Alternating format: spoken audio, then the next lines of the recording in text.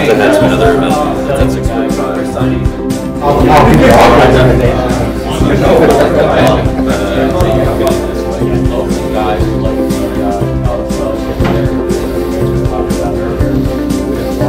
Graham, give me a count of 3. 1, 2, 3.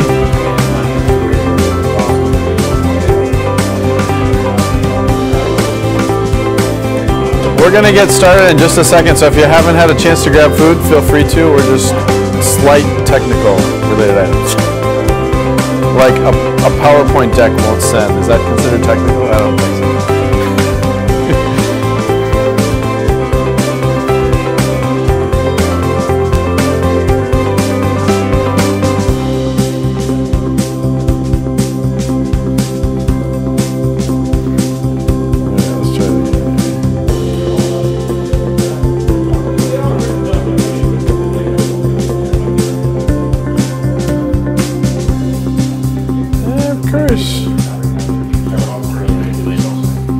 Yes. So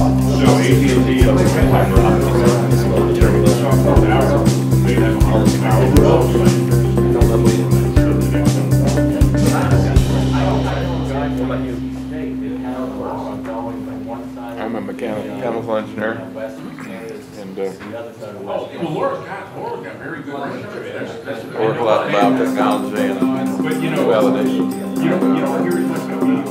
I've been a process engineer, so I've developed hundreds of P90s and worked on thousands. So, interface with.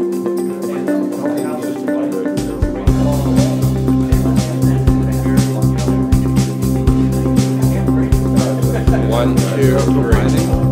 My wife is looking for. She's the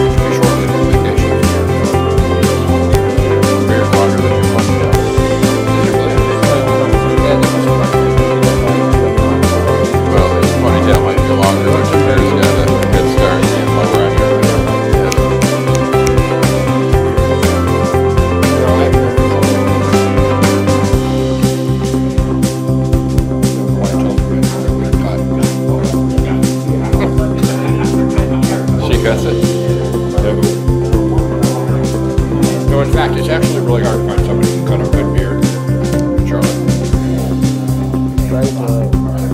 Because nobody in Charlotte has a beard.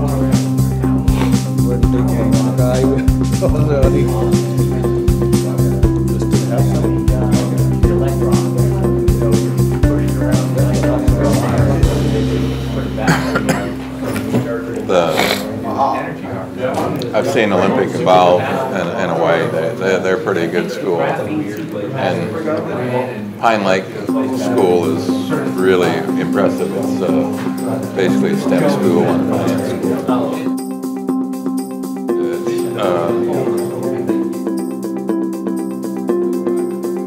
It's boarded school. I'm not sure if that's good.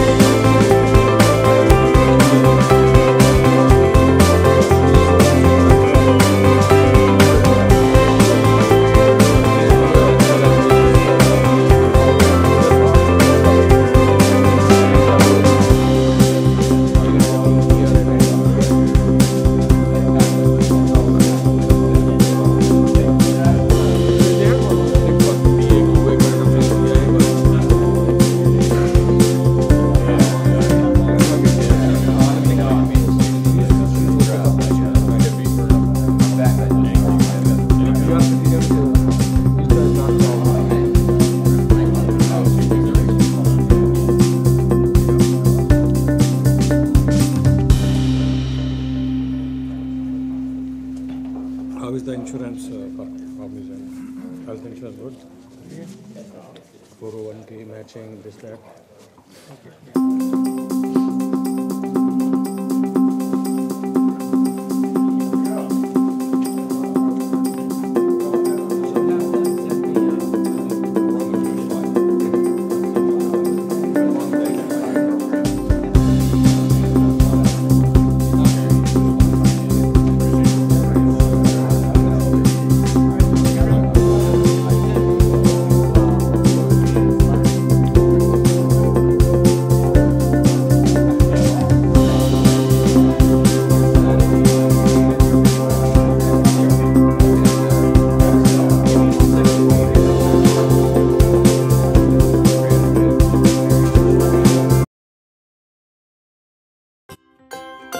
What is the Internet of Things? Is it hardware, software, or both? Well, chances are you already have it in your pocket. It might be on your wrist. Recently popular are fitness bands with accelerometers and gyroscopes to monitor our activities and heart rate. Now we have smartwatches which do all of that, play music, and they can answer messages.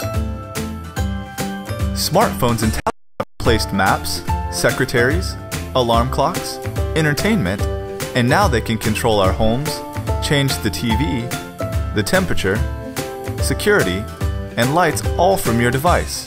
Our cars are even getting smarter with sensors to keep us safe. The Internet of Things is simply using technology to mimic the human experience and simplify life. So hello everyone, welcome to Charlotte IoT. Thanks for putting up with us through our slight technical difficulties tonight. As you can tell, I'm not Dan, but Dan had an obligation tonight, so I'm going to fill in for him. And we have Charles Lord here with us tonight, who's going to do some things on LoRa for us. So just some quick opening comments here. 1,500 members have joined Charlotte IoT over the last 68 meetings. I did the math on that. If we had one every month, that's almost 5 years we've done it. I don't think we've actually done it 5 years, but that's pretty remarkable how we've grown this group over the last 5 years. And it's really all a testament to this group here. I have the privilege of serving on the board with all these different individuals. Rob, if you're here tonight, right, Rob, Christoph, I think there's a few. All right, so we have a couple that are here. Joe's here, that all contribute to different parts to making the to making this a success. Just so you're aware, you can follow us both on Facebook and in Instagram. We'll post things from each evening's activities if you want on both of those social media sites. And also, we're streaming live tonight via our YouTube channel on Charlotte IoT. So you can either, if you didn't catch something during the presentation, you can go back and look at it. And also, we have a remote group that's in the Davidson area that we're going to mention in a few minutes that is able to attend remotely to our event tonight. The community is very active on Slack and on Twitter, so feel free to look us up on both of those. How many here use Slack? Pretty active group. Okay, so feel free to look us up if you haven't already on Slack, and you can communicate with us. And sponsors tonight, we're going to talk a little bit. Dan's company has changed a little bit, and so Dan's group has always provided kind of the presentation and also the meal. And then I work for Snap AV, and unless you couldn't tell by my shirt. And we've hosted the Venda U here for the last number of years. So just a couple slides, a little bit about us. Snap AV, I actually run a software platform called Oversee that all of the IP connected products that Snap AV manufactures. Whoops, let me go back. Which is up in the upper left-hand quadrant, all connect to our cloud platform called Oversee. And then we also have what we call the Oversee Pro Hub, which allows third-party products to talk to our cloud. And we've been in the IoT industry. This platform is about 4 years old, almost 5 years. Actually, in summertime, it'll be 5 years old. And we've been great supporters of the Charlotte IoT because it's of great interest to us. And over the past few years, we've grown the platform pretty consistently. We're almost close to 3 million devices are connecting to our cloud in 192,000 locations as of this morning. And so we're growing our ecosystem and IoT platform pretty consistently. So that's a little bit about Snap AV. If you have any questions, feel free to come and talk to me afterwards. You're looking for people, right? We are always hiring both engineers and software developers in that. So yeah, if you're looking for anybody, feel free to come talk to me. Dan's company, Logical Advantage, merged with Pratt Miller in the last few months. And so Dan is now with Pratt Miller, which is bringing a whole new world of both manufacturing, motorsports, and all things IoT in his world. So I know Dan is really excited about that, the merger with that company and all the things that that's going to leverage in the future. A few little things that Dan's company, Logical Advantage, has done in the past. They did an RF project around for smart cities around there in the city of Toronto, putting, it sounds like 130 programs into the Toronto area just using this RF component. And like Snap AV is hiring, Dan's company is always hiring. Looks like specifically they're looking for DevOps engineers that can work along with Logical Advantage and Pratt Miller. So if you're interested in that, I can transmit, or Dan's email address is here that you can take a look at. As we mentioned earlier, we're live streaming, and we have a group that started to be established as of November of last year in the north side of the Charlotte area in Davidson. So for those of you that may travel a long distance and want to attend in the north side, we are streaming this live to them this evening, and we have been now for a few months. So there's an opportunity to do that, and address at the location at which they meet up there is here. So kind of interesting to see how Charlotte IoT has grown to now 2 locations each month. Just some upcoming events. There's 2 lunch and learns that we'll mention. One on February 19th. From Tom Ewing from Small Boxes is doing an IoT presentation at Advent, so feel free to attend that one. And then a second one is on March 5th, the TUVSUD. I don't know what that stands for, but Mike, you informed me. It's a European, so I don't know the name breakdown, but they basically are going to come in and talk about UL certification. Okay. And Mike, you mentioned to me tonight a little bit about IEEE. You had some contact and you wanted to mention a couple things. Yeah, so Mahesh, and I won't pronounce his last name, but it starts with a B, is our organizer for IEEE Robotics and Automation, and he's interested in Charlotte IoT. He has heard about us, we are on the map, and so he was contacting me, and I'm not sure what he's interested in, but I think he's looking for you know, like a representative in Charlotte IoT who is an IEEE member. And I'm an ACM guy, and IEEE is an extra expense. So even though I hang out with those guys, I'm not an IEEE member proper. So if you are an IEEE member and you're a regular at Charlotte IoT, and you might be interested in, you know, powwowing with the robotics and automation team in IEEE Raleigh. And they're not just Raleigh, but they're the entire state. So they get around. Then maybe give me a shout out, and I can hook you up with Mahesh. Okay. Good deal. Can we bank with you? You're an ATM member? ACM is the okay, Association of Computing Machinery, Okay. and it's like IEEE for the programmers. Very good. Thanks, Mike. Yeah. So 2 lunch and learns coming up, one on the 19th, I think I said, and then one on March 5th. And then our next event will be here. It's all around Particle I/O. We have somebody from Austin flying in, Brandon, who's going to give a really exciting talk around that. So, and I'm almost willing to bet there's probably giveaways usually with Particle I/O, so might want to show up for that one. Jeremy, you want to talk a little bit about the Makers Faire Hackathon? Yeah, I'm Jeremy. So I run our social outreach. That's odd for a geek to be social, but it happened. So, you know, we've been doing a lot of Assist IoT where we assist other people in the community. We are still looking for people to assist. Unfortunately, it's kind of difficult to, apparently difficult to find. So if anyone knows of anybody who, you know, is looking for assistance that's disabled, you know, we've done things like automating TVs, blankets, you know, doing things like putting in Alexas to be able to let people communicate throughout the house really well.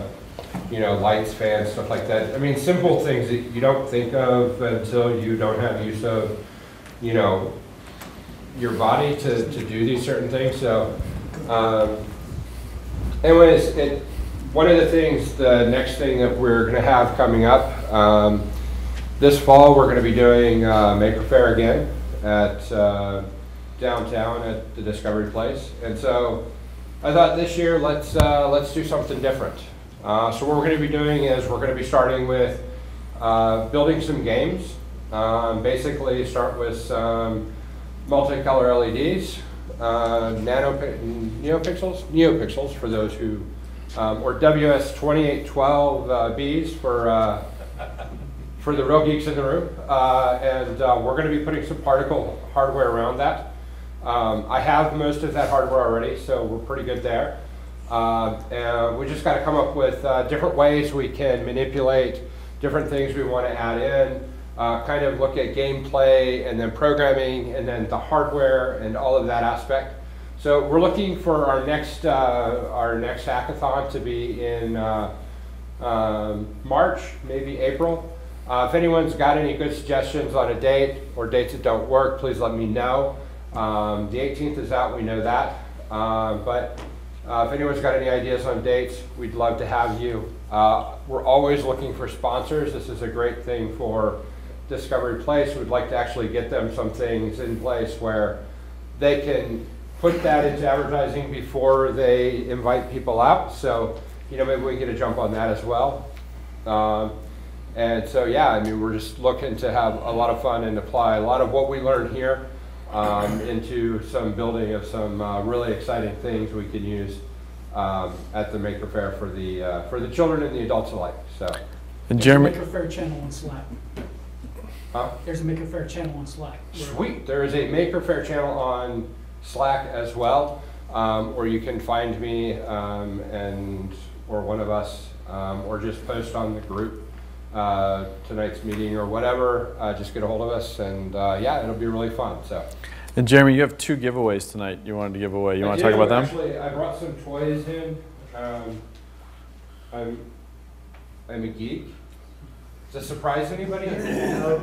So these are really kind of old from the 90s. These are little 5x7 LED arrays, 8 characters a piece. Really fun. These are the ones that are fun to play with because they have the ROM built in.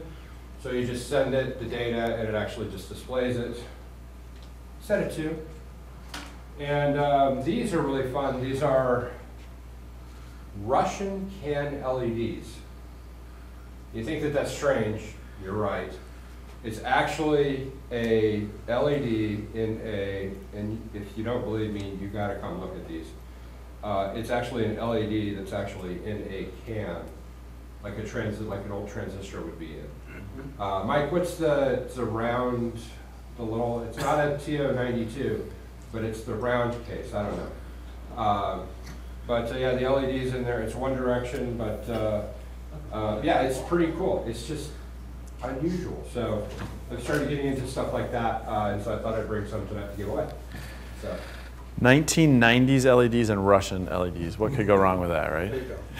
Absolutely nothing. They're more reliable than today's technology. Okay, there you go. So without further ado, we're going to turn it over to Charles Lord, who's with us tonight, who's going to talk to us about LoRa and LoRaWAN. Charles, thanks for coming.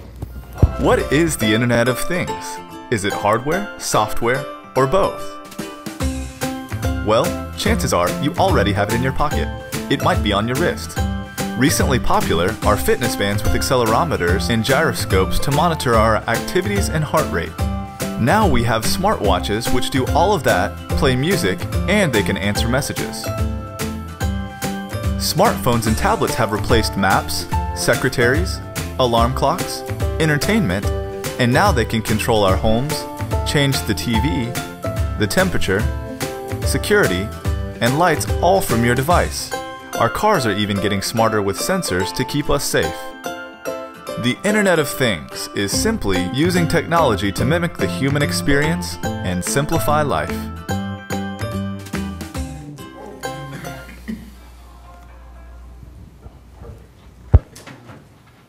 Just in time.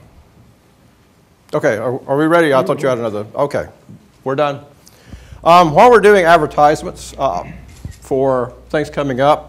It's set up here that I was chair of the IEEE North Carolina Council, actually former chair, after 4 years of it. Yes, Mahesh and the guys in Raleigh are very interested in working with the Riot and with the Charlotte IoT. Also, there's 2 other maker fairs coming up. I don't have the exact dates, but UNC Asheville has a mini maker fair coming up. April 6th. I'm sorry? April 6th is that one. Thank you. And then there is the Burlington Maker Fair, which is? April 14th. It's the next weekend, whatever that is. Okay. You're the answer man. Thank you. So what stock should I buy tomorrow? And before I get started on this, how many here are consultants?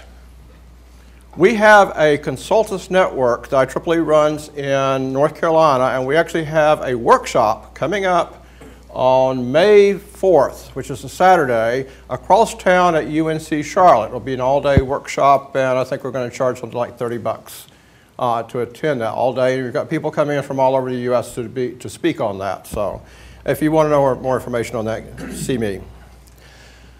All right, before I get into this, how many here were not at the SEMTECH talk back, I think, October on LoRa? Okay, a few of you. So I'm going to go, for those of you who were here, you'll see a little bit of review here, but I want to bring everybody up to speed as to what the heck LoRa and LoRaWAN are all about. As part of the Internet of Things, I love this little talk. Every time I do an IoT talk, I always talk about the things. Remember cat in the hat and thing one, thing two, and actually now we have billions of things out there, and some of them misbehave just as badly. And we talk about, everybody understands network topology, right? Whether we have some sort of gateway with like the purple thing in the middle there.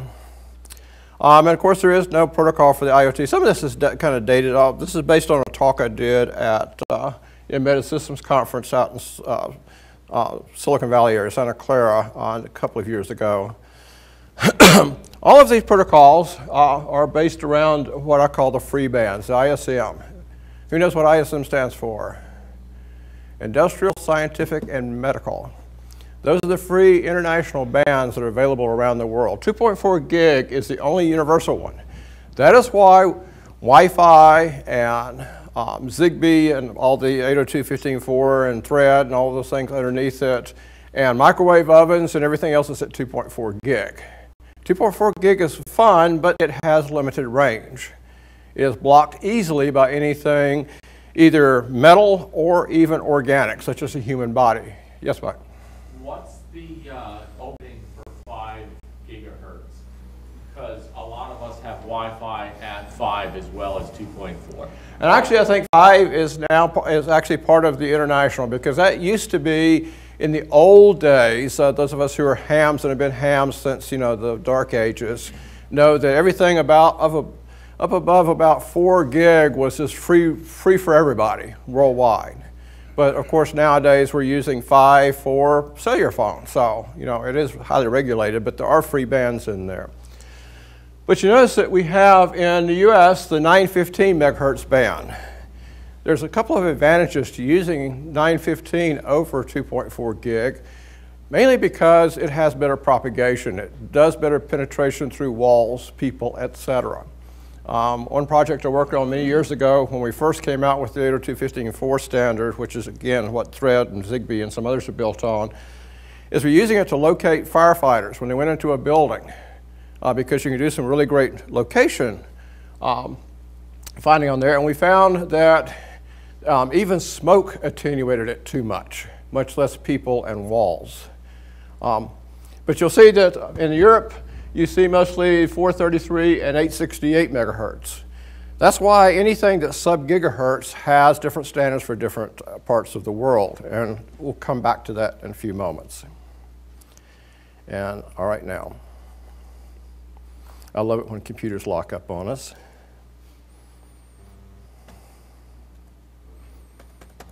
I think I might be tap dancing again.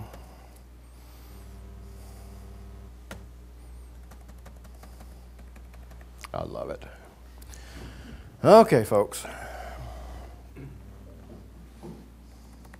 It's not totally locked up. The night cycle. Oh, all right. And we all know about Wi-Fi. I'm not going to go into a lot of details on that right now. Biggest weakness of Wi-Fi, those of you who read about all the articles that people are writing on the Internet of Things, now this is a hot thing for everybody, it has been for a few years, is a lot of people who make Wi-Fi devices say that is the universal protocol for the IoT. But of course it is not. One big reason is because Wi-Fi is a power hog. It has high bandwidth, therefore it needs a lot of power to run. And I really love it how they talk about that. And Wi-Fi is everywhere. I mean, we have guest Wi-Fi here if you log into it. But guess what? It is wide open. So if I send a packet from my computer someplace else right now and not using a VPN, which I do, anybody in here with Wireshark can sniff what I send. What about if that happens to be your control Wi-Fi? Or if you're running, say, a Philips smart light bulb. You might know about Philips smart light bulbs. It's the most hacked IoT device in the world because it not only is wide open, but it remembers such things as your Wi-Fi password. So if you actually have a password and you use, say, WPA2, guess what? It memorizes that. So if you break the bulb and throw it in the trash, somebody can actually take the chip out of there and read back your passwords. Cellular is a great thing. We're doing a lot of work with cellular these days, but again, there are costs with that. Cellular technology, a transceiver for typical 4G and in the future 5G, ain't cheap, right? Those of us who have implemented it, even in quantity, we're still running about 50 to 60 bucks per radio on there. Bluetooth is great, but again, it's low range. And if you don't go with the low power, it can be a power hog also.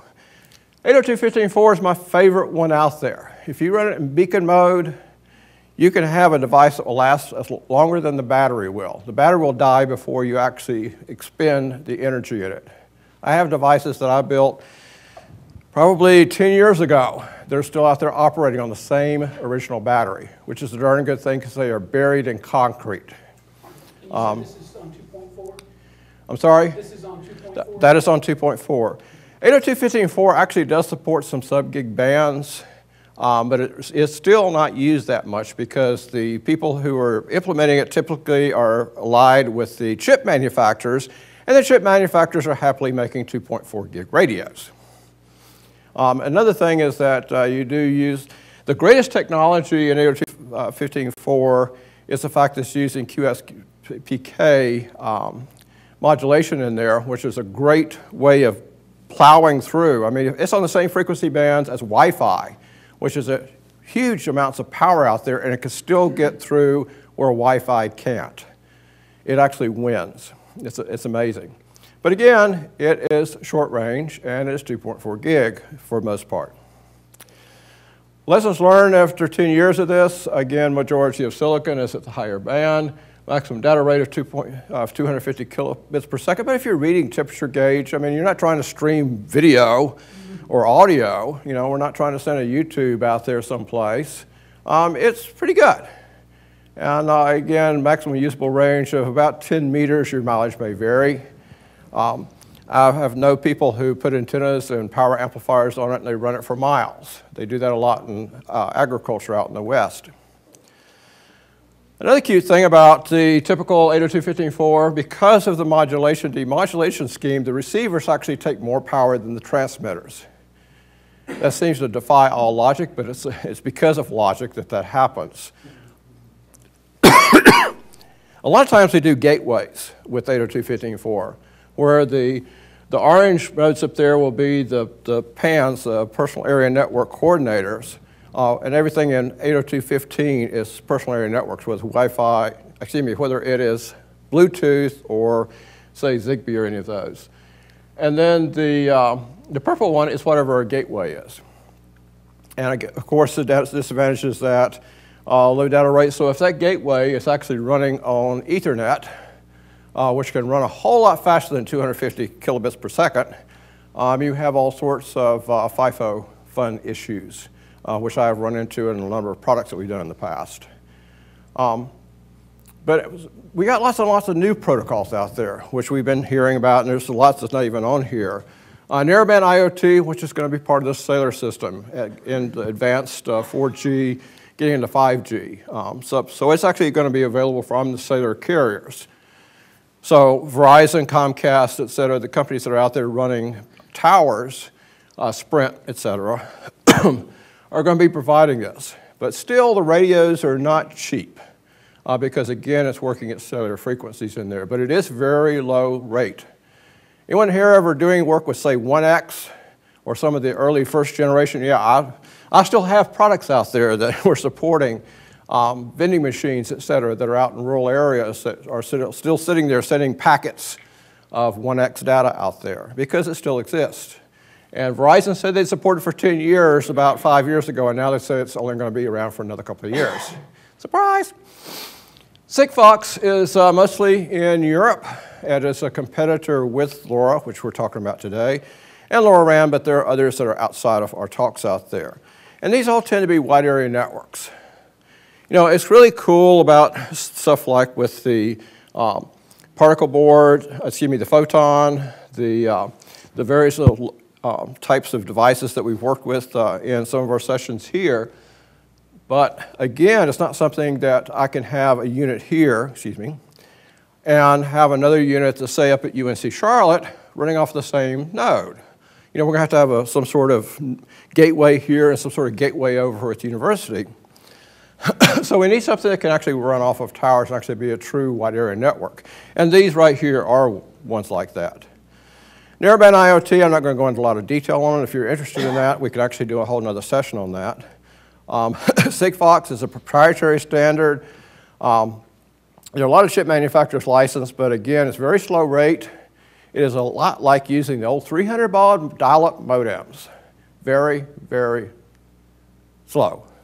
There are other issues in the US. A lot of the stuff that is certified in the European Union is not certified by FCC. So you're not going to see a lot of Sigfox in this. And the owner of the technology owns the network, so you're not going to be putting your own gateways out there.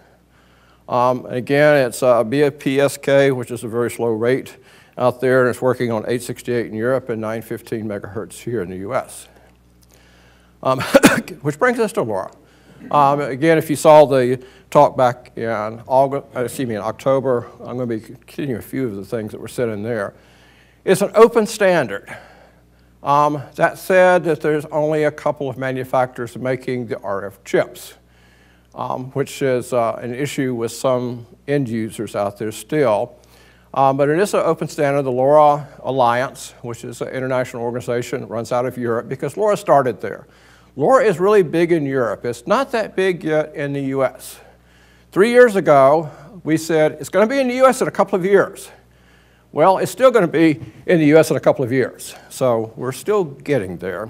But it's really cool because it's using proprietary spread spectrum modulation. I actually said that without drinking all of my coffee, which is, again, is very similar to 802.15.4. And it's using a chirp type of modulation, makes it very resilient to cutting through interference, and actually has better performance than Sigfox. The transceivers are essentially the same, whether it's a base or the actual end devices out there. It uses the same silicon, which is really cool. They work together there. SEMTECH is out there. They started out the silicon, but they're also working with ST Micro, Microchip, and some other companies out there. And so there are some other silicons out there. So what the heck is LoRa? Essentially, like I said, it is a spread spectrum. Allows you to punch through the noise level. So even if your noise level is way up there above your signal, it still tends to punch through. It's very good on that. Again, a lot of this came from SEMTECH. So some of this is actually some of the same slides you saw back in October. And so essentially, what is LoRa versus LoRaWAN? Well, LoRa is the technology. It's what's at the bottom. It's your baseline. Who here knows the 7-layer model, the ISO OSI networking level, where you have your physical layer at the bottom, which for wired Ethernet is the wire itself. The very top is the application, and then you have all the layers that go in between those two. So we have LoRa is our baseline. That is the radio signals going back and forth between transmitter and receiver. And then on top of that is the actual wide area network protocols that work on top of that. Just like if you have Ethernet standard and then you use that for, say, Wi-Fi in order to get authentication through your local router and then onto the internet. And again, here are some nice little things from SEMTECH or whatever. But essentially, we have a gateway out there. In theory, in a lot of Europe, cellular companies are putting these transceivers on their towers along with their cellular network. So essentially, you subscribe to their service, and it's just like having a cell phone, except that it's very low power, and it's much cheaper use. It depends on the company. As I'm going to show in a little bit, companies like Comcast have gotten into the business, but then they're kind of backing off, and that's it in this country, as far as providing that gateway. The cool part is, and that's what the whole subject of today's talk is, you don't have to wait for the local Sprint or Verizon to be in the LoRa business. You can build your own, and that's what we'll be looking at shortly. And again, we have the various protocols in there. The physical layer are media access controller protocols and then the application up there. It is such low power that it's almost as good as 802.15.4 at its best. 5 to 10 year battery life. Now mind you, that is not from a hearing aid cell. That tends to be from a little bit larger cell. But unlike a lot of the 802.15.4 stuff that we did back in, over 10 years ago, the manufacturers say, you can get 20 years of life. And we look and they're using a D-size alkaline cell, to drive your node. Well, of course you can get 10 years out of that. I can run a blinking LED that long too. But again, we have our gateways, and it doesn't have to be just one gateway. Those gateways are tied through the Ethernet to a LoRaWAN network. And where those networks come from, I'll get to that. And again, here's the propaganda on here talking about how the different systems in here as to what works best.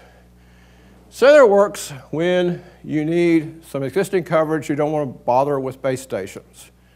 And if you have a high data rate, because of course we can stream, our YouTube videos. You can be looking at today's presentation over cellular. If I had my phone, actually I left my phone out in the Jeep on purpose, so that I could be sitting there scanning that. But again, battery lifetime. How long does the battery last in your cell phone?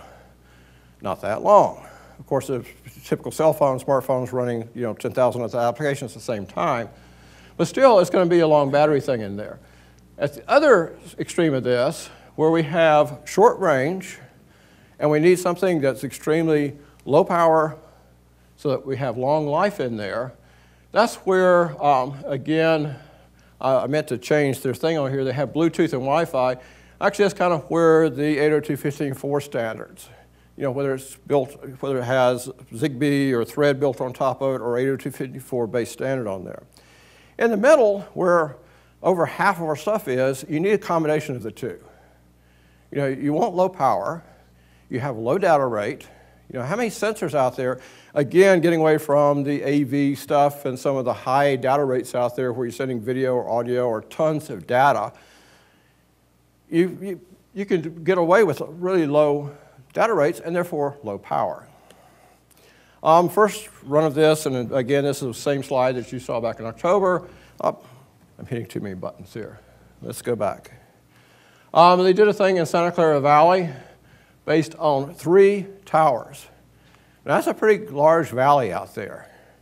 But just by putting an antenna at the airport and one on a mountain, Skaggs Peak, and one up at actually Clay Street, which is kind of going into San Francisco before you go over the tall hills that go into San Francisco.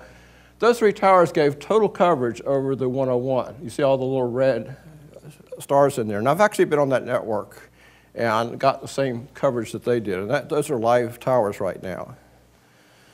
First company to actually put in services is called Senate. And there's their thing up there. And I'll show a little bit about this. And they actually own and operate the largest public carrier-grade LoRa network in North America. What is their coverage like? Well, you're going to be disappointed. That's their coverage map. That is worse than Sprint. Any Sprint users? I'm actually a Verizon. I hate their coverage. I live in the mountains where I don't care what the cellular network is. We have dead spots like you wouldn't believe. Some near my house, in fact. And in fact, if you zoom in on North Carolina, hey, North Carolina's got lots of coverage if you happen to live in the Triangle area. Those of us who live in the western part or Charlotte area, well, we don't have Senate network available to us. Too bad. But again, they are spreading out. This is bigger than it was 2 years ago by about 5%. So there's not a lot of growth in there. There is a portal to go log into it. Senate, along with most of the other ones, will support you building your own gateway and then tying into their networks via Ethernet, though. So you can get into that baseline wide area network in there. And there's steps in here how to, and my device, actually this device, and I'll take a moment to show you hardware, and I'll talk about it more in here. We all have experience with C Studio, right? We love C Studio, right? They have some of the most quality stuff out there. Excuse me. This is C Studio's US 915 megahertz thing, which sits on top of a Raspberry Pi. And bottom line, I do not recommend buying this. Hopefully nobody has stock in their thing, but this, we're zooming into it with the camera. So I move it around, right? Essentially, this top board is a quality board that's provided by SEMTECH, or one of their partners, which has all the RF shielded in here, so it's already FCC approved. And then the middle board here is just an interface board. I'm going to show you that in a moment. And the interface board has the worst solder joints in the entire world. I have not built one of these that I didn't have to resolder the joints on it. We don't like doing that. Brief history in here, first launch. It's a new technology, came out in 2013. The first mobile operator was in 14. The Alliance came out in 15, so it's only 4 years old, actually not quite 4 years old. And when this slide was made 2 years ago, it was over 440 Alliance members, and there's bunches out there. Essentially anyone who wants to do commercial work with it, except me. I just train and build it. I don't go out there selling products with it. There are networks everywhere, to some degree. There are publicly announced networks in all of North America, and actually now including Mexico, and in most of Asia, and Central Europe. Well, or Western Europe, whichever way you want to look at it. Essentially, Germany, France, England have the most networks of anywhere in the world, and Australia to some degree out there. There are many open networks out there, again, because the LoRaWAN wide area network protocol is open source, public domain, as well as the LoRa interface. So essentially, you can go to GitHub and get everything you need to put together your own home roll stuff, as long as you buy the chips, RF chips from the manufacturer. And the connections are going up and up and up out there. Again, not so many in the Americas, but we're getting there. And it supports all network options as to whether we want something that is beacon mode. Say I have something that I only want to report every once in a while. We're going to put smart trash cans in downtown Charlotte that will tell the sanitation division when the can is full. That's cool. How often does it need to talk to the sanitation division? A couple times a day, maybe. That is a very low, very high latency, very low data rate network. But that's all you need. So again, you can go into a pole mode from a beacon from the, the base station from your service and go out there. Traffic light, we need to talk to it a little bit more often, right? Although some of the traffic lights downtown probably feel like they only update a couple of times a day, but it's going to be a faster rate. What if we're monitoring, say, the flow of natural gas through pipelines? We'd like to know when that changes abruptly. So that's essentially real-time monitoring. It doesn't take a lot of data, but we have to do it very often in there. So you have those three classes of different ways of doing your network in there. And our structure out there, we build end units. We all like to build our end devices. And so we have all these different things over here on the left. Our gateways are the devices like I have sitting here on the table.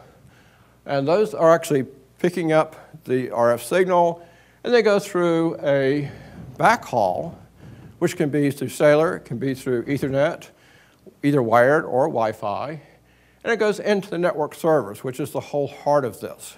And that's where you look at the different networks. And again, some of these networks are part of the open source world out there that are all essentially coalitions of people like you and me running these things and not commercial services. If you need commercial level quality, then you can buy services from the commercial services out there. Again, these are the three classes I just talked about. Everything from, you need to read the garbage cans a couple times a day. Lighting and irrigation, we need to look much more often. And I'm not going to go into all the different examples in here. This is kind of cool. Like I said, I did some work with agricultural companies way back in the early days of 802.15.4, and look at the coverage area we have over here on the left. That's really good coverage just to get the field and, one of these big mega farms out there to get one big transmitter out there. But with LoRa, we can actually cover the entire farm itself. I mean, it can be square miles and square miles out there. And again, the endpoints can be battery operated, or better yet, battery with solar recharging and run indefinitely. Gateway options. This is where it gets fun. Commercial ones that you buy into are the ones on the right up there, tower top gateway. But you don't have to be Comcast or Verizon to run it yourself. You can buy that off the shelf, $1,000, put it on your own tower on top of your own building, and say if you are, say, a hospital complex or a university campus, you can put that up and cover all of your area.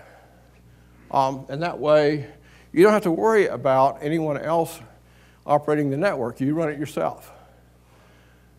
Industrial gateways, typically for a factory or a company, say for this building right here, you got the center ones in there. And the Multitech, which I highly recommend, it is off the shelf and guaranteed, unlike my do-it-yourself things there. Up there, it's still multi-channel. We'll talk about the different channels in there. And of course, the tower top covers all the channels available in there. Or you can get what they call the picocells. Picocells are single channel.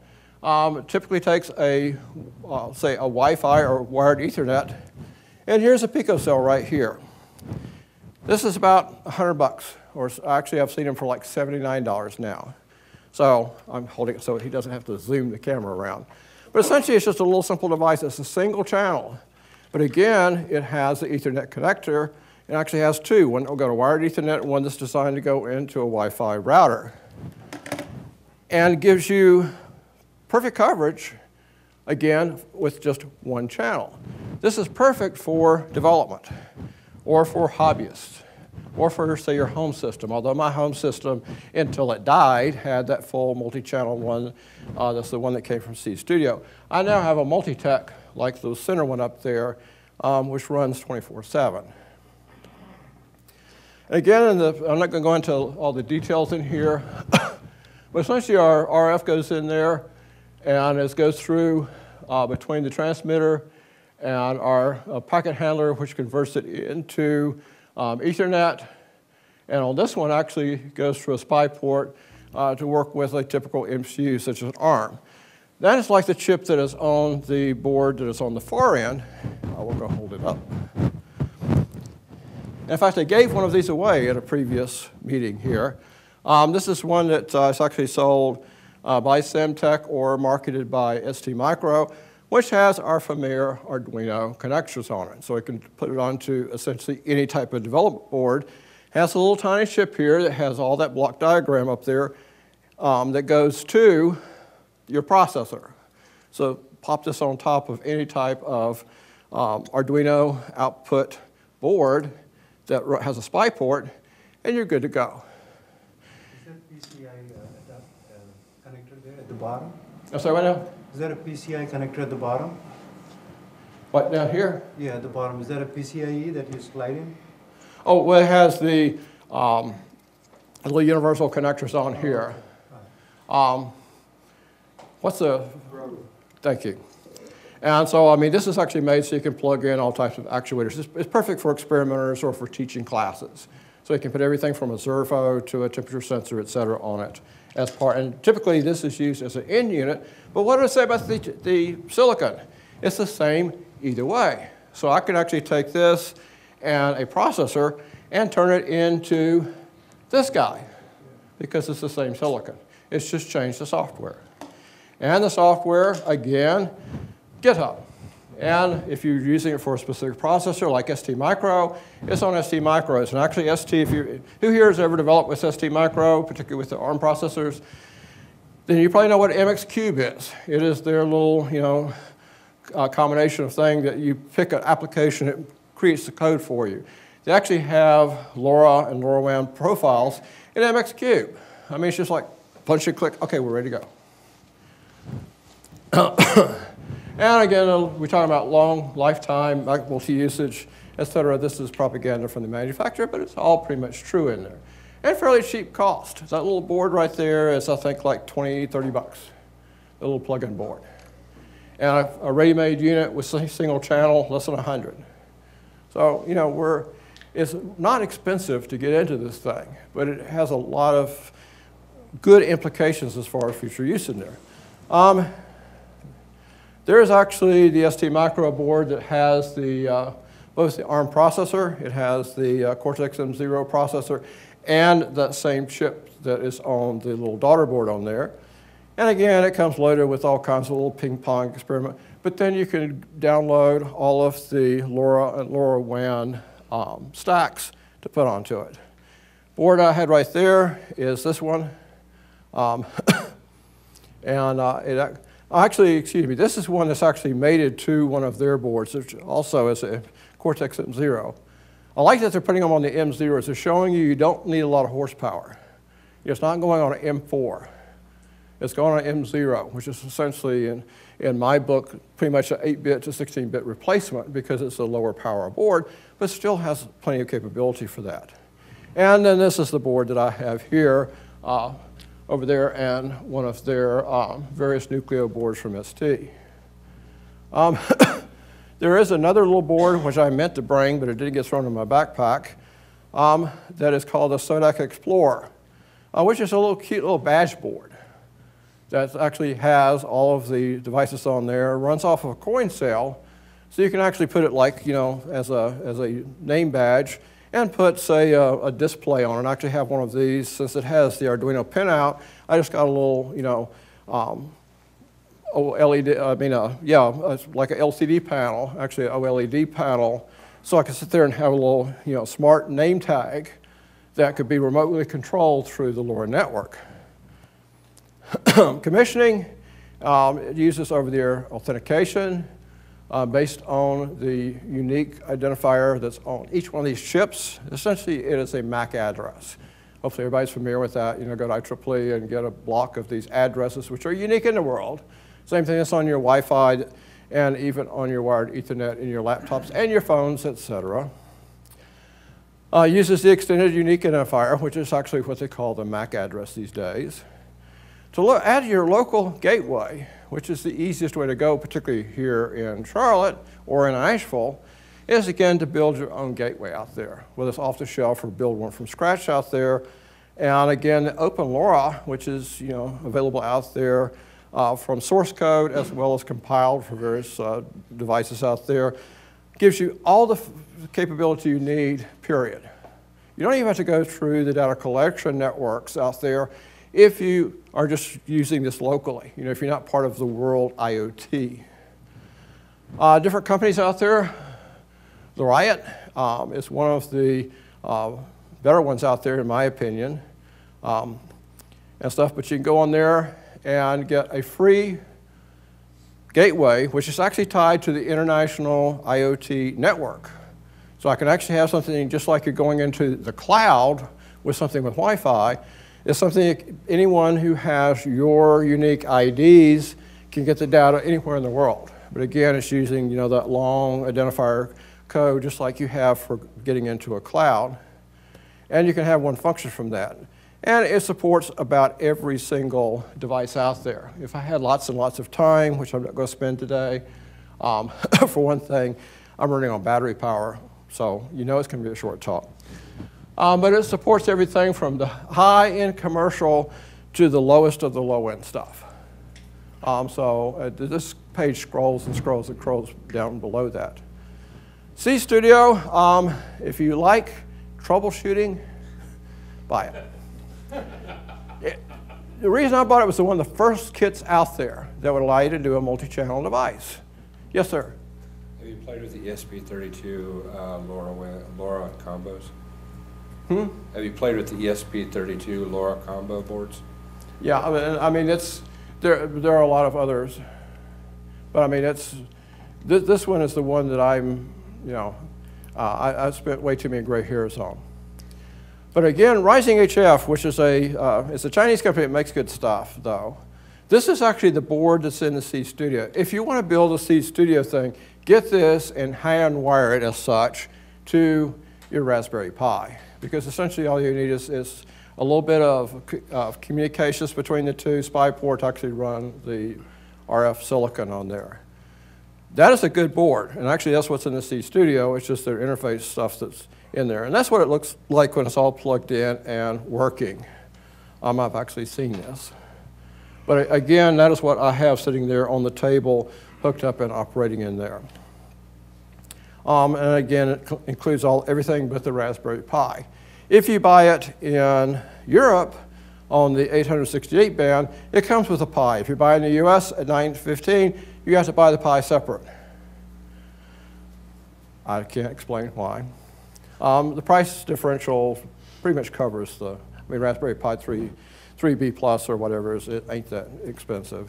And the really cool thing, of course, if you use the newer Raspberry Pi that has Wi-Fi built into it, you don't need a wired connection because it can go Wi-Fi into the network. Again, the community only allows one gateway. There's my gateway programmed into the Riot system. And so you actually go in there and commission it, you tell where it is, and it puts you on the map as long as it sees you. It will not announce you if you're not there, because who wants to tap into a network that doesn't exist, right? So the only way you can be found is to be up there live every time they look for you. And in fact, it will map you. So there's my gateway when it was up and running, sitting in Asheville at my office. And what's really cool is that since this is tied into Google Maps, you go to satellite view. And there's my office in my house with my network. You can't miss that. You can see how small my house is compared to everything else in the neighborhood. But it works.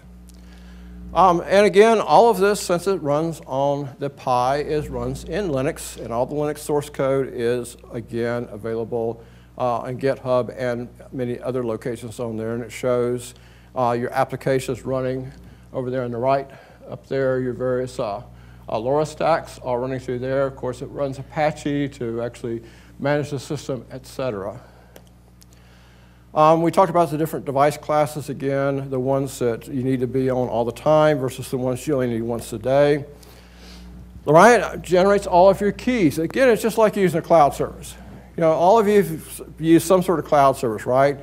You go in there and get on Amazon or any of the other ones on there, and it says, okay, here's your ID, and it sits there and generates all of these keys, which you then copy into your code, right? And this does the same thing. It goes in there and generates all of your codes based on your EUI, your basic identifier that's built into your chip, and all of your AES-128, because AES-128 is the base encryption used in the system. You also have the Things Network. You all have heard of Things Network, right? No? Okay. Things Network is another great one out there, which is, again, pretty much open. That's their splash page. There are a lot more people on this than are on the Riot.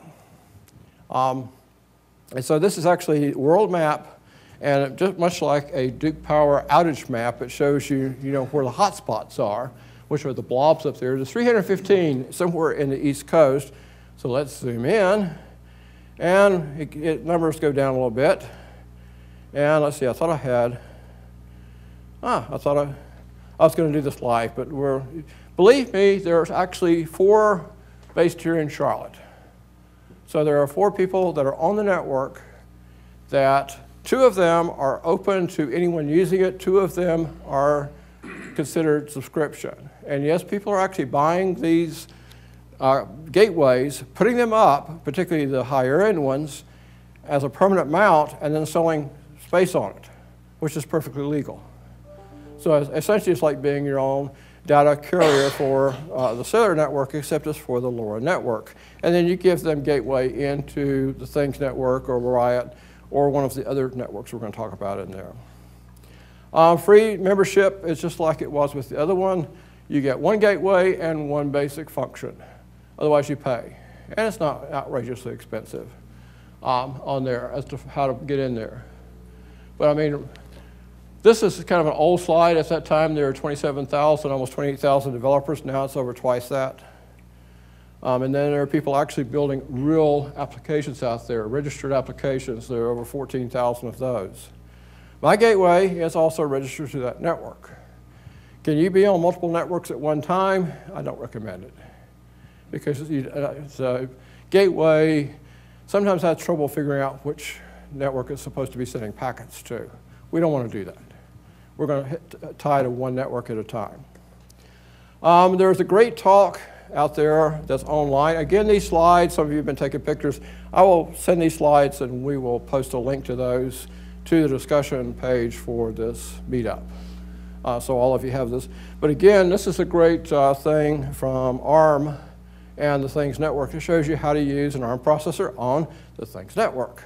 It actually steps you through a lot of the details that I don't have time for today. 2 years ago, Machine Q, which is a spinoff from Comcast, said, we're going to go out there and cover the US. We're going to be the same thing as what is in Europe right now, which is a lot of commercial service. I mean, essentially, you go into Germany, France, and some of the UK, and there is a LoRa tower somewhere that you can reach. You don't have to have a gateway to be on the commercial network. In the US, not so much. Machine Q was developed, like I said, 2 years ago. They said, we're going to be out there and start putting these on towers everywhere. They had 2 locations, one in, I think, New York and one in Atlanta, with much more to come, including one in Charlotte. 2 years later, they have 2 towers. Machine Q has decided to be like everybody else and make you use your own systems, which is good or bad. But again, with the Things network and with the LoRaWAN and some of these other ones I'm going to show you, there's lots of opportunities out there. But Machine Q is a commercial service. So I mean, there ain't no free lunch with them. They will give you a 3 months service on there. They do have a cool starter kit. Some of you may have actually seen, if you're on ST Macro's mail list, you probably saw that they had a webinar about a month ago with this new board that they have, which is similar to the board that I have here. And it comes with a free, well, included in it for $200, a free gateway. The gateway is hard-coded to the Machine Q network. So for 3 months, you get to use it free. After that, you start paying Machine Q. Amazing. I'm ordering one of these, and I hope to have an answer as to how to hack it, because I understand it is possible, so you can use it on anyone's network. But it's a pretty cool little device on there. And essentially, the node is similar to this one, but it's not a Pico node. It actually has all the channels on it. LoRa is coming, but very slowly. But you don't have to wait for the commercial operators out there because, number one, you can have your own nodes out there. I'm developing products right now for international use using this technology. And anywhere I use it right now, I put my own gateway up, and it's working fine. Hopefully, in the future, we'll be able to tie into commercial networks in the US and the rest of North America as well as in Europe. Right now in Europe, we can do it. Can't do it the same firmware because, of course, this chip is optimized and the board is tuned to 915 instead of 868. But you can actually run this board on the other band. You can run it on 868, it just detunes a little bit, or you can buy an 868 board. Multiple local providers, a local gateway is always a must for development. So if you're going to develop this, you're going to buy at least one of these Pico nodes, you know, like for 79 bucks. And I think that one I got right there came from somewhere in China, but it works. So, you know, for less than $100 for your own gateway out there. And then again, you hook it up, go through one of these networks that I just showed you, and it runs pretty well through there. It's still maturing, but I still like it. I'm using it a little bit more and more. Because I like the idea of extremely low power, but something that gives you a wide area coverage. Yes, sir? On those little Pico gateways, what's the range of that, like from your house? I'm sorry, what? What's the range of those? Again, if you have a little bit, for the higher end ones, like the ones you see that go on a tower, with any elevation at all, you can easily get, well, that one in Silicon Valley, we were running at well over 10 miles. For one of these, I can cover probably this building if I put it in a central location. So you get pretty good coverage. Again, at 915, it punches through walls a whole lot better than 2.4. You know, anybody who's run Wi-Fi, you know, you need a distributed routers out there. Oh, there's my thing out there, just about me. You don't want to read that. And again, I do a lot of webinars for Design News and DigiKey and Avnet and a lot of other companies out there. That's kind of my business these days. But that's kind of a view of this and some of the things I have out there. And I appreciate your time. I'd like to answer any other questions you have. Otherwise, we can move on to something else. Yes? So, thanks for the talk. IBM is doing a lot of work actually in this area. I think I shared some of that when I presented the IoT architecture with my group. So one of the things which we are seeing that how this will compete with the 5G, and the guy who actually designed the original LoRa, he was IBMer. Then he went to SEMTECH and out and then back to SEMTECH. I think one of his vision is in future hybrid will be more successful than anything else than single technology. Hybrid means like you use 5G and combination of LoRa and Bluetooth depending on the use case, and then put it on the network, and you know that's the way. So what's your reaction to the 5G versus LoRa? Because 5G is knocking at the door now, and here we are still catching up with LoRa. Well, an example, that employee monitoring system, which I believe was using cell for its main carrier or for Wi-Fi, depending on the size of the location, whereas you had, you know, Bluetooth and other sensors that were all feeding to the gateway. I'm actually doing it right now with LoRa going to the central location, so you can have like an oil field, you know, like they have in Saudi or Dubai right now, or again, a factory or a campus or whatnot, where we're getting that type of coverage. And our big limiting factor right now is to make sure that we can fit into the bandwidth. Because again, it is a lower bandwidth, much like Zigbee type of, you know, 802.15.4. And, you know, I'm looking as an option to such things as, you know, narrowband IoT and IoT, which when it comes may be just as good a solution. Plus NB-IoT will, in theory, hopefully, be provided universally by the different carriers. You know, just like right now, you can buy an account with Verizon to use 1X as long as it still exists. And NB-IoT is actually up and running in a lot of cities. I'm not sure if it's in Charlotte or not. But I mean, it seems to show promise for it. It's not giving me limitations in the applications that I'm running right now. But again, it is a low bandwidth solution for times when you need low bandwidth. You know, I don't need streaming anything. I'm just reading data, I'm sitting, you know, I'm powering an actuator, and that's pretty much it. Yes, so I was wondering while you were talking about these LoRaWAN remarketers or marketers that you sign up for, what they're really providing, because you said they're almost looking for you to get your own hardware, your own gateway for the LoRa devices. And it seems like they're just providing a backbone. And I was wondering to myself, isn't there a peer-to-peer protocol that you could do LoRa with over the world? And there's this LoWAP, W-A-P-P. Have you heard of that network? They apparently are developing a peer-to-peer protocol for LoRa devices to communicate. Yes. And it seems to me you don't really need that cloud that does the WAN. You know, what are they doing? Maybe they're storing your messages, they're providing the key space, they're helping you set up. But if you can do that setup and you do peer-to-peer where you're basically adding devices ad hoc, because the people who are running a gateway are going to have something like a Raspberry Pi or some edge computing of their own, right? Right. In that domain, is it possible that LoRa actually transforms itself into a more, you know, community-oriented protocol?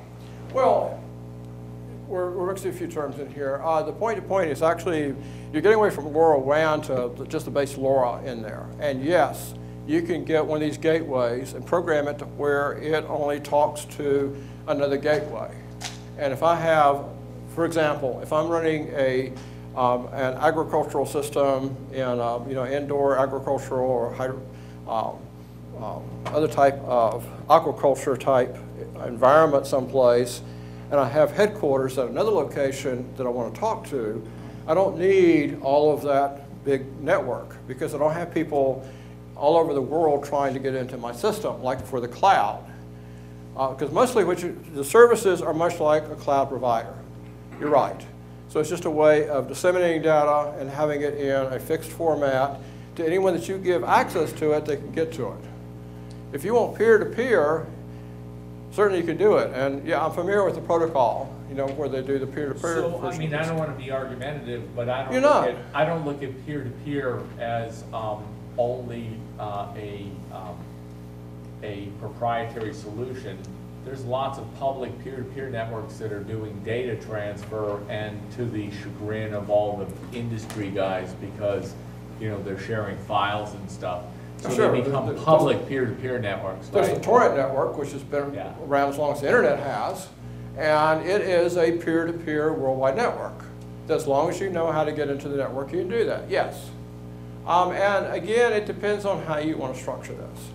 The nice thing about the way that these global networks, which are patterned after the whole concept of the cloud, it's just that they have a central repository, that everything backhauls to that one place or one series of places. Like cloud should not be one place, but sometimes it is, that everyone else can tap into.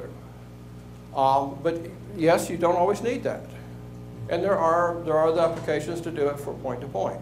And I mean, right now with the stuff I'm doing, I'm not having to go to the system because I have my, different nodes that I'm experimenting with, and they're all going to my collection box, which is in the same building. Yeah. I don't have to go out to the, I stay within my own local area network. Yes, sir. So you mentioned that you're covering entire farms, and you can imagine at 10 miles that you could put up if you put up a tall antenna on a building, that you could see an entire city's worth of stuff. Yes. So because of the low bandwidth, how many devices do you think it'd be practical to put on a single gateway? I've seen the numbers, but I don't remember them right off the top of my head. Again, because it is a low, you're not sending a lot of data from each endpoint. It does a pretty good job of, squeezing the packets in there within each frame. But I don't remember what the upper limit is. The theoretical limit, I think, is somewhere like the 802.15.4 and ZigBee. When they first came out, they said you could do 65,000 nodes per, network, which of course, the practical limit's somewhere around 1,000. Yeah. And I think that we're having the same type of setup. And again, if you've got 8 to 12 channels, each of those is going to be handling different types of data. So you could imagine with your garbage bins, smart garbage bins, that yes. You could put all of them in the city on one LoRa gateway. Is what absolutely. You're saying. Okay. Yeah, I've had some issues before, like, because they were deploying lots of them at the same time. Like, we sent out a couple of hundred, and they were all turning them on at the same time. It hit some limits, like around 300, and like that kind of problem. Oh, okay. But outside of that, now, yeah. could you give them a scheme where they didn't try to collide, and, because I'm sure there's collision avoidance in the protocol, but they just wouldn't turn on unless it was their hour to turn on or whatever? Yeah. Okay. And those of us who go back to the 80s and 90s when we first developed cellular, and there was like one node per major neighborhood or even city in the cell network, and trying to get a call through. Of course, back then everything was analog, so we were using a whole lot of bandwidth per unit. And you get up there and signal, you can't get through. It's a lot better now because we're using much less bandwidth with the digital systems, et cetera. And it's the same types of things. If you're going to build Charlotte's LoRaWAN network, it's not going to have one cell. It's not going to have one node in there. You might have one dedicated, again, to the garbage cans. You might have a couple of them that are doing all the traffic lights, or this running the light rail system, or any of the other things that you're out there monitoring right now, or doing all of Duke's smart meters. So it's going to be breaking up into what a gateway can handle per population density. And again, I've seen theoretical limits on there, but your mileage definitely does vary, and it depends on the application. So, yes, sir. like for the class, I think it was C, right? So C is more complex than A? Yeah. Okay. For the addressability of that, so network initiated communication, is that IP connectivity from an external source, or do you have to use a LoRa protocol and the extended identifier? The one thing I have against LoRa is it does not use IP at all. It has its own built-in protocol. And I am an avid enthusiast, if you will, for IPv6, because I think that's all IoT should be IPv6. So that we get the number of nodes out there without having to use concentrators and network translation, etc. But again, you have a unique EIU, the MAC address, and you can generate IPv6 addresses from that MAC address. That's defined in IPv6 standard. You can add that to LoRa, but it's not part of, LoRa goes out and finds units by their address. It's just like a local area network over wired Ethernet. Not all MAC addresses are firmware burned. Some are programmable MAC address. The system can change its MAC address. Not all devices are, the MAC address are not burned on the firmware on all the yeah, he's just saying that it's generally universal. There's a UUID in every MAC, and right, so and there's no collision. Right, and you typically program it into the devices. I mean, it's just like if you're doing something in Ethernet, you buy an Ethernet interface and you're doing something for Wi-Fi, to experiment with or whatever, you're going to make up your MAC address and just feed it in there and hope that nothing else in the lab is on the same MAC address, right? And we do the same things playing with the LoRa. Because there's a timestamp involved with the MAC as well, not just IP, so it's not just vendor device, there's actually a timestamp in there. If you use a realistic timestamp, the chances of somebody actually colliding with you are almost astronomical. True. And I mean, plus it's a huge number too. So I mean, unless you have to be dealing with the physical layer and the data link layer when you deal with them. Right. And so it's, again, it's not using actual IP, version 4 or 6 in there. It's actually using its own. But again, it's much like Ethernet. Ethernet looks at the physical MAC addresses. It's not sitting there looking at the IP address. As you layer in up the stack, are there, if you go out to GitHub, is there software out there already to build a gateway that's just a translator between, so you would register like network address translation, register an IP address to a MAC address, to have it translate through? I have some code, but it's not on the public GitHub right now that actually adds IPv6 to it. But all the ones I know of right now are just using its own internal addressing schemes. So it's not adding, because the main thing I'm adding is just so I can go from the gateway to any other IoT application that is actually basing everything on IPv6, rather than looking for that, EID, EUD, whatever, the universal address.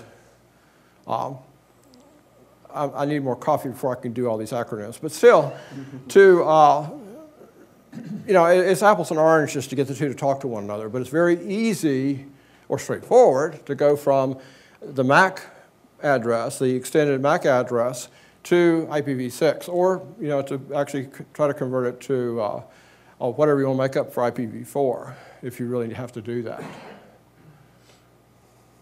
So is that what the commercial gateways are bringing in? Is just that interface to be able? Because I doing cloud work, and we've had all of the cloud IoT folks in to present, but of course you got to get it to the cloud, right? So if you were collecting via LoRa, getting that data into AWS's IoT or Azure's IoT or GCE's IoT, is that really a big piece of what the commercial vendors are doing, is providing a service that's going to allow you to do that more easily than hacking it yourself? But I mean, they're putting, mostly they're putting just whatever their own stamp is on there as far as the IP address.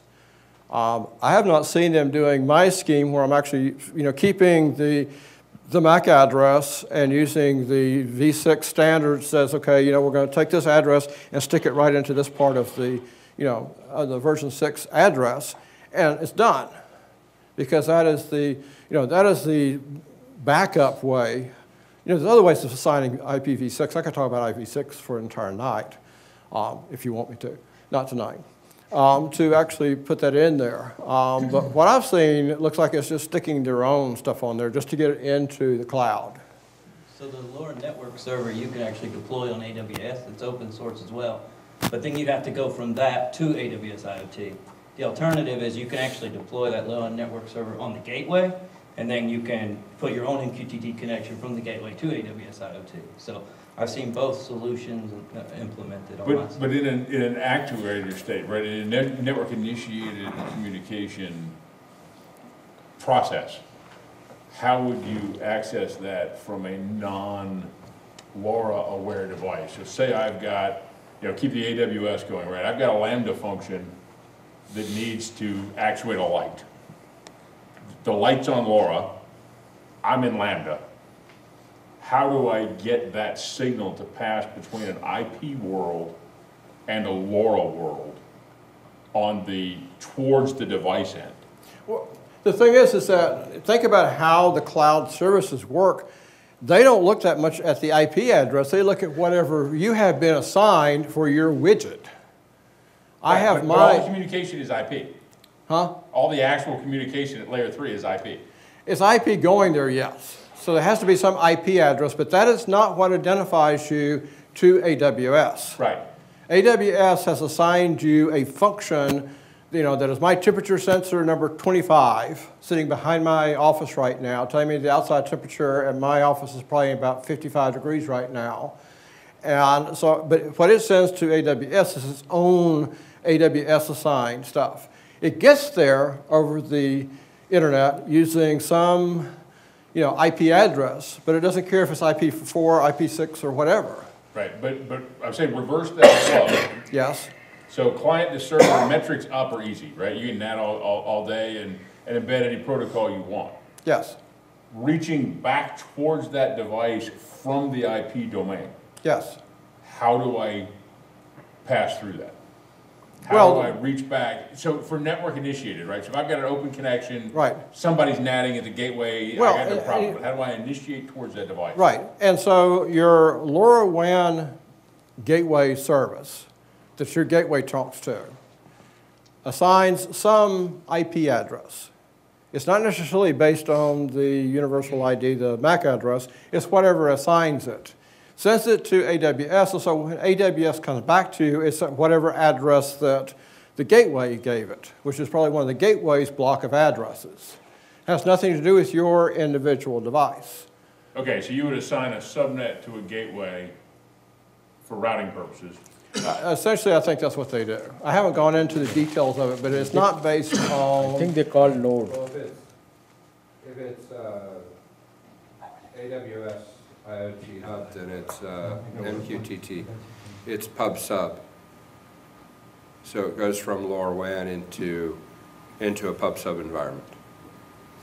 Yeah, That like I makes said, sense. and this is just a question on the use case of a network initiated from an IP domain. Is it possible, and how would it work to get that signal in to make all the connections, right? Because mobility guy, and you have all these anchors at different layers through a mobility system. You know, is there any anchor between those two that can be initiated from the outside? And that's just what I'm asking. And I mean, I go play and look. I've looked a little bit before, and I didn't find a solid answer. So.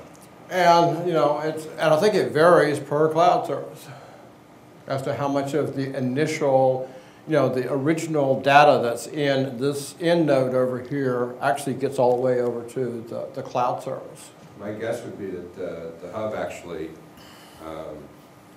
subscribes to a channel for the hub in a pub sub environment. And so it's abstracted you know, all the IP communication is abstracted away. But again, yeah, and it depends on the So application there, right? So. Yeah, it's an outgoing connection from the hub to, you know, like a Rabbit server at whatever, MQTT, and then it's just sitting there listening. So when you send a message to that address, publish it, it goes to that address, and then it goes to the device. Then the device translates that into the actual physical device and sends it out over LoRaWAN. Does that make sense? No, it makes sense architecturally. I just don't know what you're guessing on is as good as mine. So I don't know. it would be an architecture that would make sense. I just don't know if it's implemented anywhere near that way. So that's what I was asking. Charles, I have one question. You said the LoRa devices on a receiver mode, it consumes more power than when it's on the transmitter mode. Is that what you said? To an extent, yes.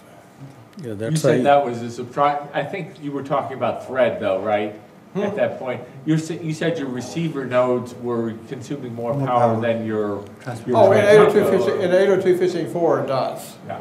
And that's why they have the ABC type. Not for LoRa. No, Oh, not okay. for LoRa. LoRa is lower power receiving. It is when you're using the 802.15.4, particularly with the first, second, and third generation of silicon, which has been around for, I mean, it's still out, what most people are using. Okay, thank you. Yes. I had missed that part.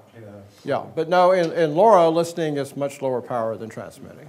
So probably they don't have WOL, something like that. Yeah, well, and again, it depends on how much handshaking you're doing. Okay. In the Class C, Class A, which is the longest latency one in there, is your endpoints are mostly listening out there, waiting for a beacon to say, "Hey, are you there? Please answer," and then it transmits. Okay, thank you. It was that I had missed it. Okay. Any other questions? Yes, sir. One more. Some people want to go home. It is after 7:30. I do appreciate you being here. I don't think I have many business cards, but I'm a member of the meetup, so essentially you can send me a message via meetup, and get hold of me. And again, I will post these slides, PDF of that, on my website, and then I'll send a link to the discussion for this meeting for people to download these slides. Thank you. All right. What is the Internet of Things? Is it hardware, software, or both? Well, chances are you already have it in your pocket. It might be on your wrist. Recently popular are fitness bands with accelerometers and gyroscopes to monitor our activities and heart rate. Now we have smartwatches which do all of that, play music, and they can answer messages. Smartphones and tablets have replaced maps, secretaries, alarm clocks, entertainment, and now they can control our homes, change the TV, the temperature, security, and lights all from your device. Our cars are even getting smarter with sensors to keep us safe. The Internet of Things is simply using technology to mimic the human experience and simplify life.